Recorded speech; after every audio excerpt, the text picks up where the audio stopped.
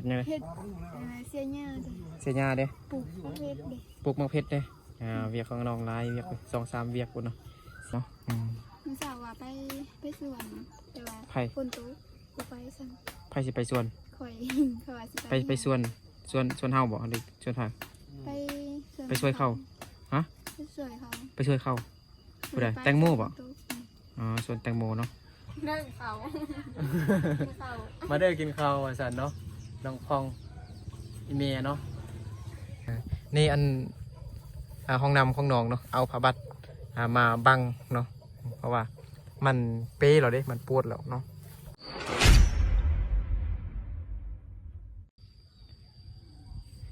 สบายดีทุกคนยินดีต้อนรับเข้าสู่2บ่าวนึกเผาปลายเส้นเก่าเส้นเคยตอนนี้บ่าวนึกก็ยังคงอยู่ที่บ้านดงหลวงเมืองเพียงแขวงไสยบุรีสปป.ลาวเหนือมาหาน้องพองพอดีมาลินนำน้องพองเนาะก็พอดีเห็นน้องพองกำลังแต่งกินอยู่ มาทางเฮือนครัวพี่น้องเนาะมื้อเช้านี่ก็ฝนตกเด้เงินเปียกบ่น้องพองนี่น้องพองอยู่กำลังแต่งกินอยู่นี่มาครับมาจ้าอีสบายดีน้องล่ะ สบายดี สบายดีมือเช้านี่ฝนตกก่อนบ่ตกเราเฮือนเฮาเปียกบ่เปียกหลายบ่นี่เปียกหมดเห็นทุกคนเนาะ มันเริ่มแห้งแดดเอา เฮ็ดยังกินนะเห็นแกงมันยังอยู่ แกงซีหมูใส่ผัก แกงเส้นหมูใส่ผักกาดแม่นบ่ แม่น เดี๋ยวปิ้นกล่องก่อนทุกคนเนาะใส่กล่องน้ำมันลำบากกันนะ นี่ไก่ซีสุกหรือว่าของกินเฮานะ มันสิสุกแล้ว อันนี้มันเฮ็ดกินตอนช่วยหรือว่าตอนแรกนี่นะ ตอนแรง ตอนแรงเนาะเบิ่งแกงอันผักกาดกับชิ้นหมูนบ่ชิ้นหมูซื้ออยู่ซะตลาดพุ่นเข้าไปซื้อแม่ไปซื้อ ซื้อแปลงวัน โดย ก็ใส่กินแกง โดยนี่ทุกคนเนาะที่บ่นึกทายเมื่อวานนี้ถ้าฝนตกมาแล้วมันเปียกมันเปียกขนมหมดแล้วบ่ ถ้าได้กินจักทงหนึ่ง เนี่ย ดังนั้นน้องกินมื้อ ให้ลูกหลานกินมื้อ ให้ลูกหลานกินหมดน้องพองแล้วใหญ่เลยแม่นบ่ เอาให้น้องแตงโมดิ เข้ามาซอกเล็กเศษบ่พุ่นนะทุกคนเนาะอยู่นอกพุ่นมาซอกเลาะเก็บเล็กเศษไปขายแม่นบ่ ต้องซื้อไป เขาสิไก่พ่อแม่กับเอื้อยกันนอนดินอยู่ทางหน้าพุ่นทุกคนเนาะบ่ได้มาทางคันครัวนี่คือเจอใส่น้องพองกำลังแต่งกินอยู่เนาะเขามาซื้อไก่เห็นบ่ แม่น ตอนนี้ก็เวลา4 โมงไปทุกคนเนาะน้องพองกาหาแต่งกินครัวกินน้องแต่งกินเองทุกมื้อบ่ แม่น อ๋อไอเห็นอันนอท่งนะทุกคนเนาะนอไม้ยังอันนะนอไม้สร้างบ่ไม้ไผ่บ่ไม้ฮกไม้สร้างนะ ดูบง นอบงนะ แม่น อ๋อนี่ทุกคนเนาะของกินก็เซฟเนาะมาต้มเฮ็ดน้ำจิ้ม เฮ็ดลายแต่เอากินมื้อ เฮ็ดลายอยู่นี่เห็นอันใส่เล็กอยู่ทุกคนเนาะใส่เล็กเนาะอันนี้มันเล็กเป็นเกี้ยวๆได้ทุกคนเนาะนี่เนาะลายเนาะเฮ็ดลายแต่ว่ายังไปซ่องทงเนาะน้องพองกินลายโพดนะ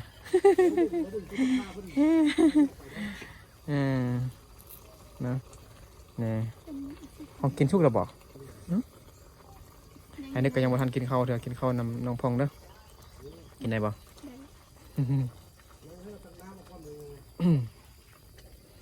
มี FC ว่าสิมาลิ้นน้ำน้องอยู่ก็คันเขามาลิ้นน้ำน้องได้บ่นะ ได้ ได้ต้องแห้งเอา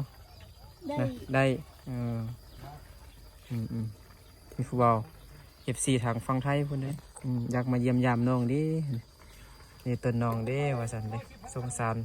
น้องพองเด้ว่าซั่นเด้สงสารดิต้นน้องพองกะ จะซื้อขนมให้น้องพองกินได้ดูเนาะ เออ คือบปลุกไว้หน่อยคือบปลุกเหรอ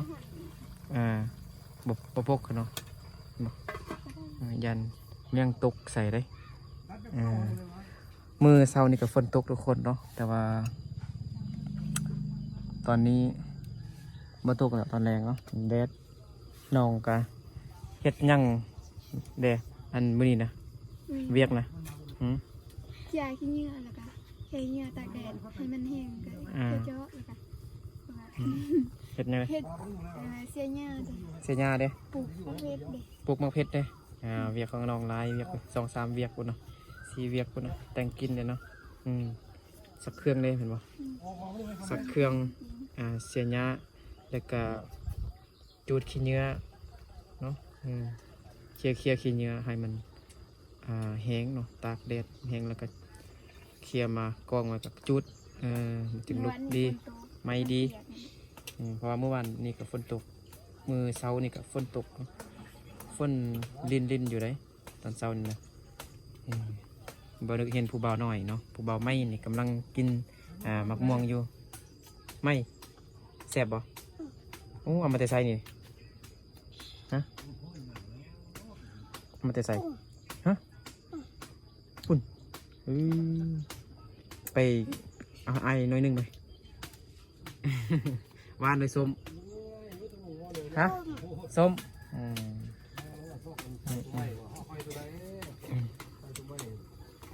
ถูกแล้ววะน้องฮักก็แกงกันปะนี่ฮักก็แกงน้องฟองฮักก็แกงพี่สาวกับอันลูกน้อยแล้วก็แม่ของน้องไปใส่มานีนบ่อยู่เฮือนเนาะมื้อเช้าว่าไปสวนแต่ว่าฝนตกกูไปซั่นไผสิไปสวนข่อยเขาว่าสิไปสวนเฮาบ่หรือสวนไผไปช่วยเขาฮะไปช่วยเขาผู้ใดแตงโมบ่สวนแตงโมเนาะเข้าปลูกยังแตงโมเนาะไว้ไปหน้าอ๋อเขาปลูกหน้าบ่เกี่ยวเขาปลูกทำนี่ปลูกอ่ะตกกาเนาะตกกานะตกกามันปลูกกาบ่แบบซักลงกันบ่แล้วก็ใส่มันบ่ตกกาคนเนาะปลูกกาเนาะปลูกเนาะวันนี้สิว่าสิไปเฮ็ดแต่บ่ทันจ้ะกลายไปสอบเฮ็ดจ้ะเมื่อวานนี้ว่าสิไปสวนแต่ว่าบ่ไปซ้ำไปสอบเฮ็ดก่อนเนาะเมื่อวานนี้ได้เฮ็ดหลายทุกคนเนาะบ่ฮอด2ขีดซ้ำติฮอดอยู่ไปบักไกลๆเนาะ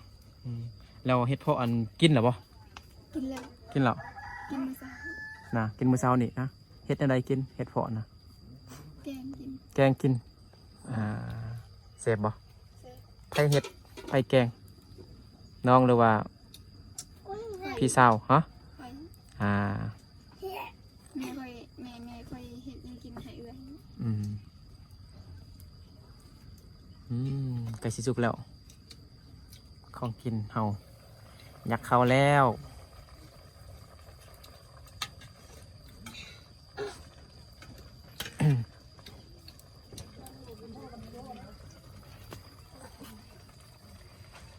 น้องพองมักเบิ่งอันนั่งไทยบ่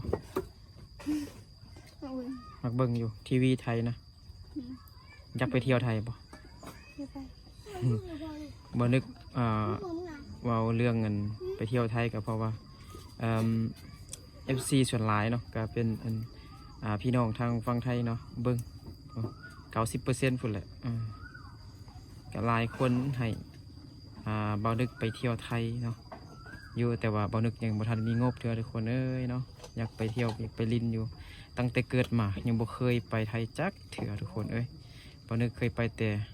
เวียดนามเนาะไปแต่เวียดนามเนาะไปต่างประเทศได้ยังไทยยังบ่เคยไปจักเทื่อเนาะบ่ทันมีงบเทื่อน้องพงอยากไปบ่อ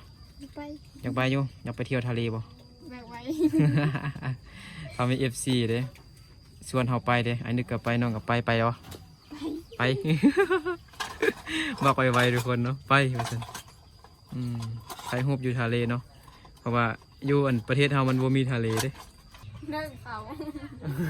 เขา มาเด้อกินข้าวว่าซั่นเนาะน้องพองอีเมียเนาะกินข้าวเด้อมากินข้าวนำกันเด้อไม่เด้เอ้ยเด้ฮะ นายเข้ามา แม่เด้แม่เบาไม้เด้ฮะแม่เบาไม้เด้ล้างมือบอกไหม กินให้ เป็นอยู่ในพุ่น ห้องเปลี่ยนดีกว่าลุกใหม่ไม่ลุกใหม่ อ๋อพี่สาวของน้องพองมีลูกไม้ทุกคนเนาะแบบคลอดลูกไม้ขนาดมีลูกไม้ได้10เท่าไหร่คลอด20มื้อแล้วบอกคลอดเดือน19 เก่า มื้อทุกคนเนาะถ้ามีลูกน้อยแล้วถ้ากินข้าวร่วมกันบ่ได้นะยานผิดเดือนเนาะเขาเอิ้นว่าผิดเดือนเนาะคันอายแทบยังบ่ทันอยากเข้าเถอะมาเบิ่งน้องพองตะวันแม่กินข้าวกับไม่เด้ไม่น้อยระวังได้บาดมือได้มากินข้าวนำไอ้พองไหมกินข้าวแซ่บๆกินแกงซีนหมูกับผักเนาะน้องพองเฮ็ดทุกๆข้างเลยแม่นบ่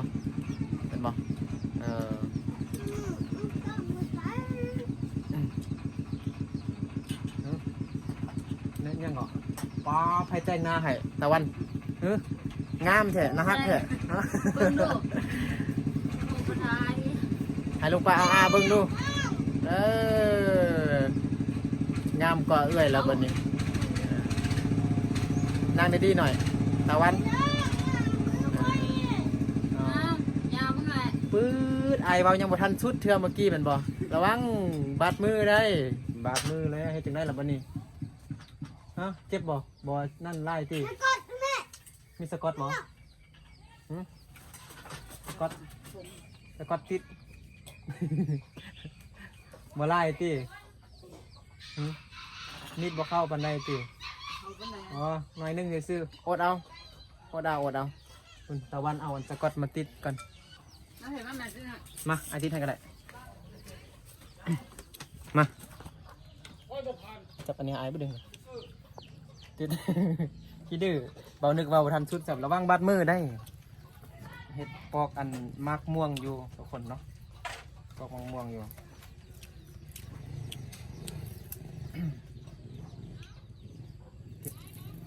บาดให้กันเพราะอะไรนี่เนาะ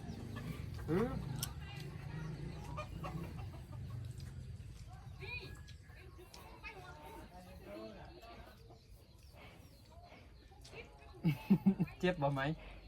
เจ็บบ่มาเจ็บดิมาเจ็บเลือดออกหน่อยนึงเนาะมาเป่าให้พวกหายไวๆยิ้มดูยิ้มได้บ่ มีดบาดมือกับบ่ให้เลยเนาะผู้ใหญ่แล้วเด้เป็นผู้บ่าวหรอก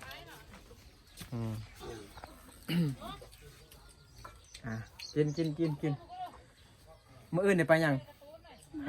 ฮู้เถอะมื้อนี้ว่าสิไปสวนแต่ว่าฝนตกมันบ่ได้ไปสับก็มีหลายครอบครัวอยู่ในหมู่บ้านนี่ว่าสิไปสวนน้องที่ก็ว่าสิไปสวนในน้องที่เนาะในน้องที่ว่าสิไปสวนก็บ่ได้ไปสับฝนตกแล้วมันทางมืนทางลื่นทุกคนเนาะขี้ตมลายแบบทางไปให้เห็นแบบขึ้นภูนะเรามันบ่แม่นทางหินแล้วมันเป็นทางดินทางแดง แตงโมก็อยู่เฮือนมีเนาะ บ่ท่ายดอกแตงโม บ่ท่ายแต่พ่องดอกมื้อนี้นะ แตงโมคุณกำลังเฮ็ดเวียกอยู่เนาะขายเครื่องขายของขายขนมเอาเมื่อกี้ไม่ไปเอาขนมมาอยู่อันกระตารถไปกระตารถขนม2-3ถุงอันก็กินอันนั้นกินลิ้น เอามาหมดเลยนะไอตะวันกินน้ำเลยบางคนเนี่ยบ่มีหยังกินแล้วกินขนมกับเขาก็เคยกินขนมกับเขาบ่มักม่วงเคยกินกับเขาบ่ เฮ้ย มันแก้วได้เคยกินกับเขาบ่ เฮ้ย เคยกินอยู่คืออ้ายก็กินเลยตอนน้อยนี่มันแก้วหั่นน่ะมักเกี้ยงมักนาว แล้วก็อ่ากินข้าวกับเกลือเด้เกลือละลานะเคยบ่ใครเคยเด้เคยอยู่บ่แล้วตะกี้บ่นึกก็เคยแบบบ่มีข้าวกินทุกคนเนาะมันอึดข้าวเนาะแล้วนึ่งพักน้ำพักมังน้ำตะปุ้งกันนะแล้วพักยังก็ยอดมักฟักมันยังต่างๆผักกาดเด้นึ่งใส่น้ำกันเรากินต่างข้าวแทนข้าวทุกคนเนาะลำบากแห้งสมัยตะกี้ผ่านมาได้10 ปลาย20 ปลายก็ปีแล้วแหละเนาะอันที่กะตะกี้บ่มีเขากินกับคุดมันเนาะก้นมันมานึ่งมาแกงกินแทนเขานะมันต้นเลยตอนนี้ก็ยังมีอยู่ได้อยู่ในชนบทลาวเนาะบางท้องถิ่นนะยังลำบากหลายอยู่ในลาวเนาะบ่ฮู้ว่าอยู่อันฝั่งไทยหันสิเป็นคือกันเดี๋ยวบ่เนาะยังแบบมีครอบครัวลำบากเนาะลำบากบ่มีเขากินบ่นะเขาเขาไม่เห็นดิเขาไอแจ็คซื้อให้อันมืดแล้วบ่ได้กินเถอะอันนั้นเก่ายังบ่มืดเถอะบ่ ยังบ่ได้เปิดสดเถอะเนาะแต่ว่าใกล้วันนั้นน่ะซับ เป่า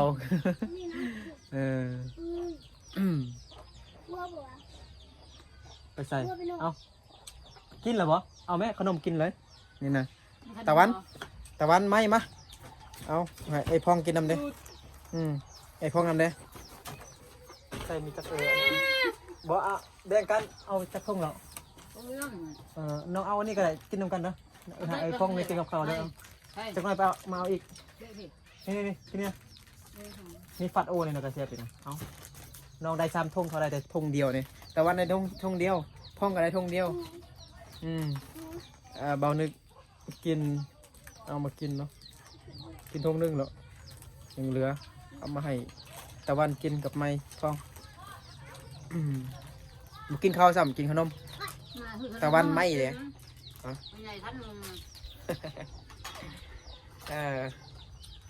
พ่อง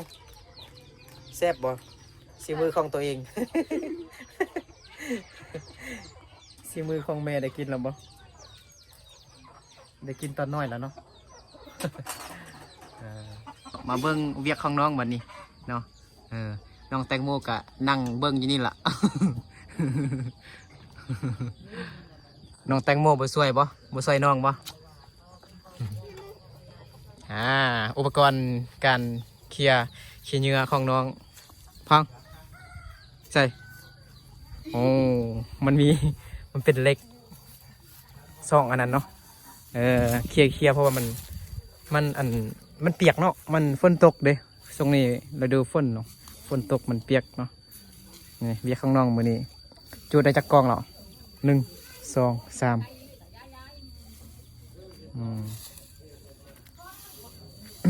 มือนี้แม่นน้องเฮ็ดอันนี้เนาะเวียกน้องเนาะเคลียร์เหงื่อนี่แล้วก็ปลูกมักเพชรนั่นบ่แล้วก็ซักเครื่องเฮ็ดยังไงแต่งกิน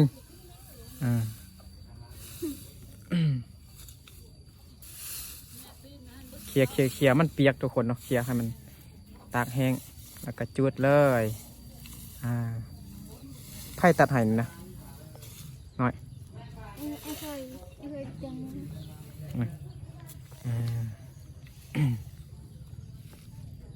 ส่งน้องพ่องน้อยแหงทุกคน ทางน้อยทางสั้น ประสดได้ความจริงแล้วมันใหญ่เลยทุกคนเลยเนาะ น้องพ่องสิปุกเงินไม่อยู่นี่วะ โอ้มีเงินเถื่อเคลียร์อันนี้เคลียร์แล้วเนาะนี่มือเศร้านี่น้องก็เคลียร์อยู่นี่แล้วเนาะเคลียร์อันนี้ตักแห้งเลยนะจังนั้นก็จุด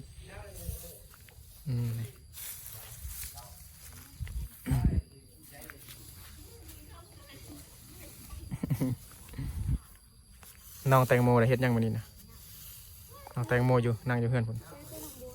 เว้าแห้งเลยฮะไปน้องบัวส่งไม้โซนนะเอาไม้โซนมือว่านี่บ่ เมื่อวานเห็นอยู่เนาะไม่เท่าอืม น้องพองว่าสิปลุกเงินใหม่อยู่นี่ว่าสันเนาะแต่บุทันมีเงินเท่าว่าสันเนาะนี่เงินปัจจุบันของน้องพองเนาะทางล่างพุ่นกับดินกว้างเนาะอยู่ทางนาในกระดินกว้างกว้างแห้งเนาะปลูกเงินในสบายใหญ่แห้งเนาะกว้างนะเคี่ยวไว้ได้เฮ็ดไว้ทุกคืนคนเวียดนามเนาะคนเวียดนามนั่นโคตรไวได้ปิ้วปิ้วพองเรียวบังกองมาดึงดูยิ้มดูยิ้ม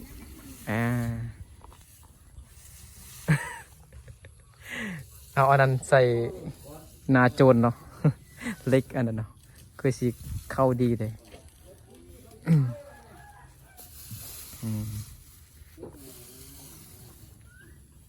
เมื่ออื่นนี่บุหูเถื่อว่าสิไปซะอยู่เฮือนบ่ไปลินอันบุญบังไฟบ่บุญบังไฟเมื่ออื่นวันที่25ฮะบุหูจ้ำเมื่ออื่นมือสำคัญได้ไป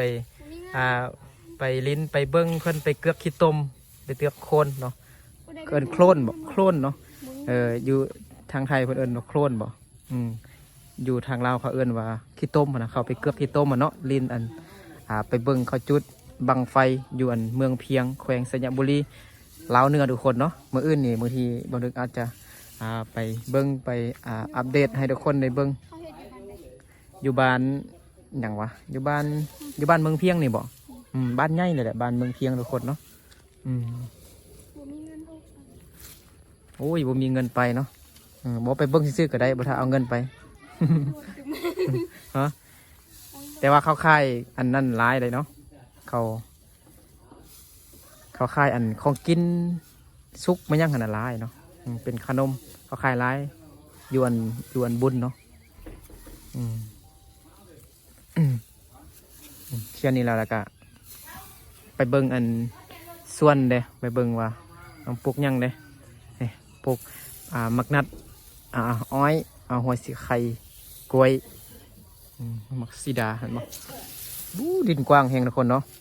บ่ว่าทางนาเฮือนหรือว่าทางล่างคนเนาะก็ดินกว้างแห้งเนาะเฮ็ดปลูกเฮือนนี่2 ลังคนก็ได้3 ลังคนทุกคนเนาะ3 ลัง4 ลังคนก็ได้นะกว้างแห้งเนาะเบิ่งอยู่ในจอเนี่ยจะบ่กว้างได้เนาะบ่กว้างดินบ่กว้างแต่ว่า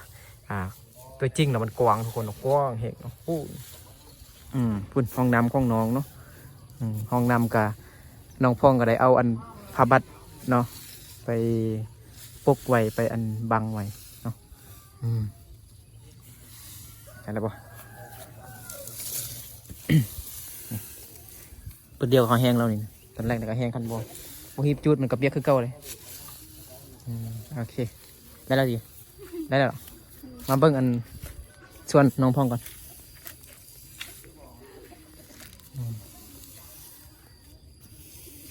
นี่น้องพองปลุกป้าไอ้นึกรอดอันนี้ใส่อันนี้ใหญ่แล้วเนาะอ้อยมันหอนเข้ามาห่มเลยพองหอนเนาะนี่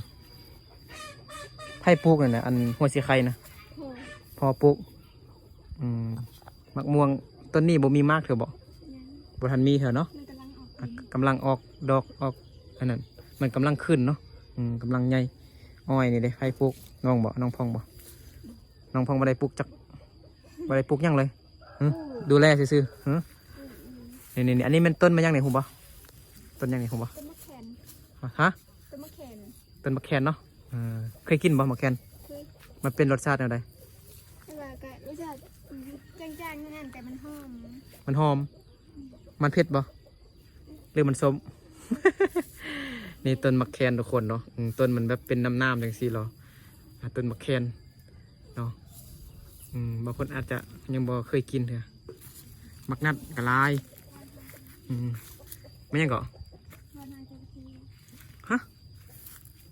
วัดหางจระเข้อ๋อวัดหางจระเข้เอาปลูกต้นเดียวออกนี่นะต้นเดียวออกแบบนี้นะ เฮาปลูกต้นเดียวหรอเฮาแบบว่าพ่นน้ำมันอย่างมันก็ออกลาย ออกลายนะเอาเป็นยังมันคือออกลายวะมันไปตามหากกันบ่อ๋อมันมีหากลายเนาะอ๋อต้นเดียวแล้วมันจะเป็นแบบลายต้นเลยเนาะเห็นบ่อ่า ลกก็เถอะ อืมนี่ดินไผ่นี่ ดินเจย ดินเจยนะป้ากงเนาะดินเจยป้าดินเฮือน เขาแค่ซื้อแต่ก่อน300,000 300,000เนาะตอนนี้ฮอตเป็นร้อยล้านเพิ่นแหละทุกคนเนาะนี่น้องดินกับน้องเจยเนาะอ่าเดี๋ยวใส่หูปดึงก่อนมาเบิ่งกล้องไปดึงก่อนเอาพดหมวกออกไปดึงได้ป่ะตอนนี้ก็หน้าผากล้านว่าซั่น หอนแห้งใส่หมวก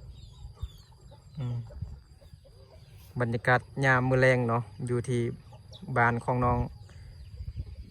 พ่องคนงามคนน่ารักสดใสคนมันขยันเก่งเนาะสู้ชีวิตมื้อนี้น้องพ่องว่าสิไปสวนแต่ฝนตกเลยบ่ได้ไปซ้ำก็เลยได้นอนเนาะ ได้นอนเว้นนี่อันห้องน้ำของน้องเนาะเอาผ้าบัดมาบังเนาะเพราะว่ามันเป้เราเด้มันปวดแล้วเนาะพ่อก็ไปอยู่บ่มีไผแปลงเนาะไอ้เคยก็ไปหาเงินพ่อก็ไปหาเงินยังแต่ผู้หญิงเด้อยู่บ้านอยู่เฮือนตอนนี้เนาะปัจจุบันนี้แล้วก็มีเด็กน้อยเนาะมีแม่น้องพ่องมีพี่สาวหาก็คลอดลูกเนาะก็เกิดลูกไม่เห็นนะ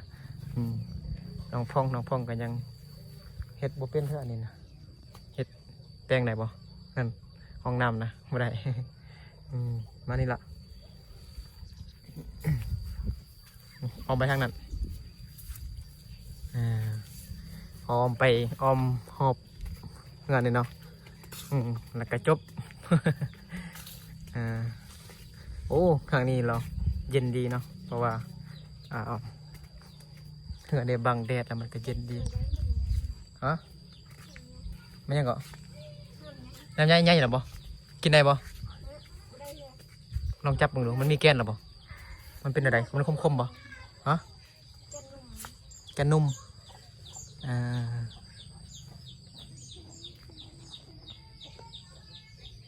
นุ่ม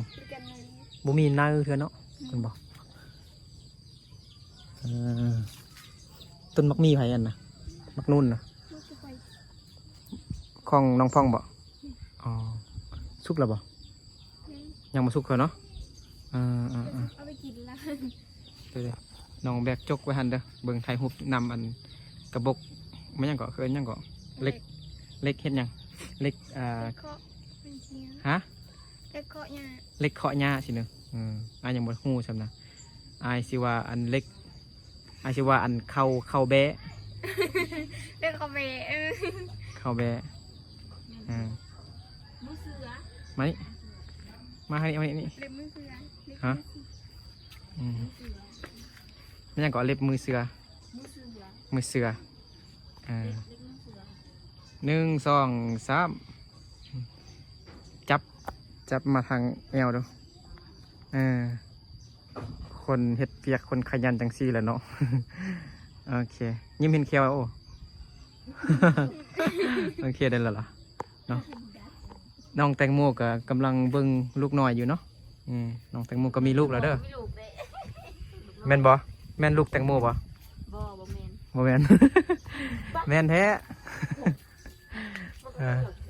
โอเคพักผ่อนวันนี้นะโอ้ยงามไหมตอนนี้นะเดี๋ยว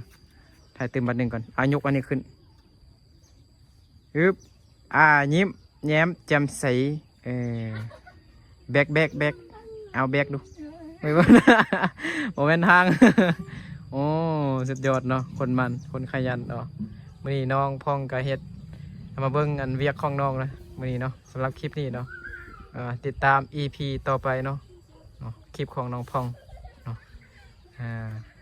สาวบ้านนอกสาวชนบทคนหนึ่งเนาะนะครับสดใสมันขยันคือน้องแตงโมลีอยู่พุ่นเนาะยันกล้องตียันผู้เบาเห็นบ่ยันผู้เบาไทยเห็นตีเนาะเบิ่งลูกน้อยอยู่เนาะเบิ่งลูกน้อยกันลูกน้อยนอนอยู่พุ่นเนาะลูก ร้านของน้องแตงโมเนาะน้องแตงโมสบายดีอยู่บ่สบายดีอยู่บ่อกหักติ เอ้าแค่น่ะอกหักอยู่หนึ่งเอ้ยบ่ได้แตงโมเนาะคิดตัวเลยโอเคเนาะมื้อนี้กลับมาถ่ายวิถีชีวิตของน้องเนาะการดำรงชีวิตของน้องเป็นจังใดเนาะเฮ็ดเวียกแนวใดเนาะอัปเดตเรื่อยๆโอเคเนาะเอาสำหรับคลิปนี้เนาะก็สิพอสำนี้ก่อนเนาะบ่นึกก็สิกลับเฮือนแล้วก็ยังได้ไปตลาดตื่มอีกแด่เนาะโอเคขอบใจทุกคนเนาะที่เข้ามาหับเบิ่งหับชมคลิปบ่นึกเนาะแต่ต้นจนจบพ้องบายบายเด้ บาย บายเนาะคลิปนี้บายบายก่อนเด้อเนาะโอเคฝากกดติดตามเลยเนอะเนาะเพื่อเป็นกำลังใจให้บ่นึกทำคลิปอีกต่อไปสบายดี